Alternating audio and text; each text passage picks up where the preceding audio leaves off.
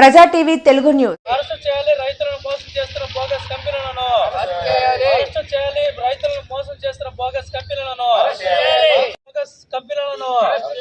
కల్తీ విత్తనాలు అమ్ముతున్న బోగస్ కంపెనీలను వెంటనే నిరోధించాలి. కల్తీ విత్తనాలు అమ్ముతున్న బోగస్ కంపెనీలు రైతులను మోసం చేస్తున్న బోగస్ కంపెనీలను వెంటనే ఆదుకోవాలి. రైతులను వెంటనే ఆదుకోవాలి. రైతులను వెంటనే నకిలీ విత్తనాల ద్వారా నష్టపోయిన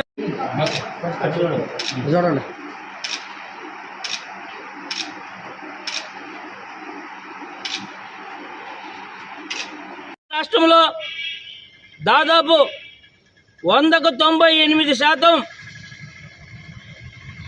వ్యవసాయం మీదనే ఆధారపడి జీవనం సాగిస్తున్నటువంటి సందర్భం. అటువంటి రైతులను మోసగించేందుకు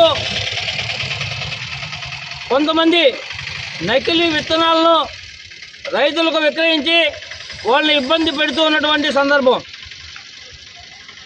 అదేవిధంగా గూడూరు నియోజకవర్గంలో దాదాపు అన్ని మండలాల్లో కూడా ఇవాళ వరి వంగడాలు మేలు రకమైనటువంటి ఇవ్వకుండా నాసిరకమైనటువంటి విత్తనాలు అందించడం జరిగింది.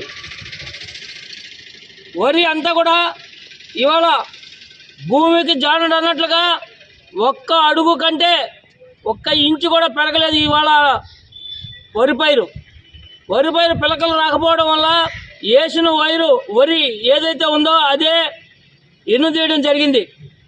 దిగుబడి తక్కువగా రావడం జరుగుతోంది ఈ విధంగా. కాబట్టి ప్రజలందరూ కూడా రైతులు నష్టపోయారు. వారందరూ కూడా ఇవాళ అల్లు రామచంద్రాన్ని అల్లాడుతూ ఉన్నటువంటి సందర్భం. లక్షలాది రూపాయలు ఇవాళ లోన్లు తీసుకొని వచ్చి అప్పులు తీసుకొని వరి పైరు వేసి నష్టపోతూ ఉన్నారు. వారందరినీ ప్రభుత్వం ఆదుకోవాలి. అదేవిధంగా నకిలీ విత్తనాలు అయితేమి, పురుగు మందులు అయితేమి, ఎరువులు అయితేమి ఈ ప్రాంతంలో విచ్చలవిడిగా సాగుతున్న వ్యవసాయ అధికారులు నిద్రపోతూ ఉన్నారా? అదేవిధంగా పాలనా యంత్రాంగం ఏం చేస్తుందని చెప్పి నేను కాంగ్రెస్ పార్టీ తరఫున డిమాండ్ చేస్తూ ఉన్నాను. ఇవాళ నకిలీ విత్తనాలతో రైతులందరూ నష్టపోతుంటే నిన్న అగ్రికల్చర్ ఆఫీసర్ని అడిగాను నేను, సార్ భూమికి జానడే ఉంది, వరి పైరు ఎదగలేదు, ఏంటంటే నేనేం చేస్తాను నాకేం తెలుసు అంటాడు. కనీసం ఆ విత్తనాలు ఎక్కడి నుంచి వచ్చాయి, అవి ఎందుకు ఆ మాదిరిగా ఉన్నాయనేటువంటి సంజాయిషి కూడా చెప్పలేనటువంటి పరిస్థితిలో ఈరోజు వ్యవసాయ అధికారులు ఉన్నారంటే ఈ ప్రభుత్వం ఏం చేస్తోందని చెప్పి నేను అడుగుతూ ఉన్నాను.